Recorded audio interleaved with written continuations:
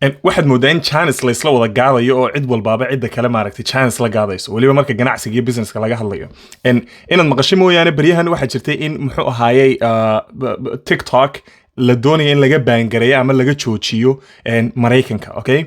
haddaba waxa dhacday dhowrkii imika wiiga la soo dhaafay laba shay bay sameeyeen nimanka muxuu ahaayey tartanka kula jira shirkadan la yiraahdo muxuu ahaa TikTok oo sida shirkada waxa kula jirta la yiraahdo Meta iyo ta Google la yiraahdo ama YouTube.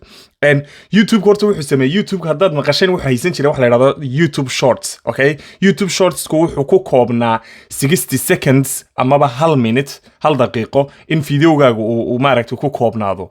Waxa ay sameeyeen way dheereeyeen oo waxay ka dhigeen 3 minutes inay dadku amaba 3 daqiiqadood inay dadku videogooda ka dhigi karaan si ay uga faa'iideystaan TikTok la baangareynayo inay dad badan maaragtay uga yimaadaan. Waa talabaad Meta iyadana amaba Facebook nimanka la yiraahdo Facebook isagana waxa haystay dhibaato maxay ahayd in badan laga cabanayo lalahaa waa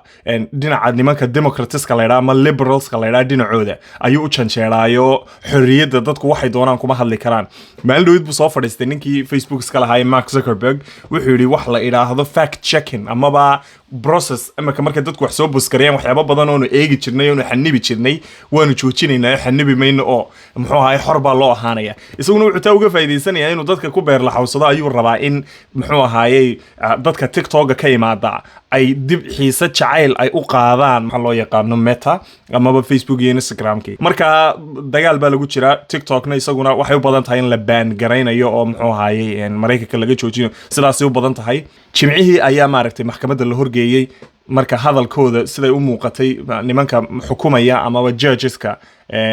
waxay u ekeed in ay u yara janjeelaan dhinaca muxuu ahaayey inay TikTok baangareen waliba aanu san ka dareemay bay ahayd marka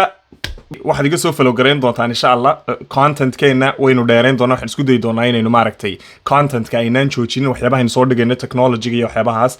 marka YouTube channel-ka ayaad iga soo follow gareyn doontaan halkan aan idin soo dhigayaa waa Cabdiraxmaan Baashe 1 ka iga soo follow gareeya ama soo subscribe gareeya I think luqadu way kala duwan tahay dhamaantii aad baa idin salaamaya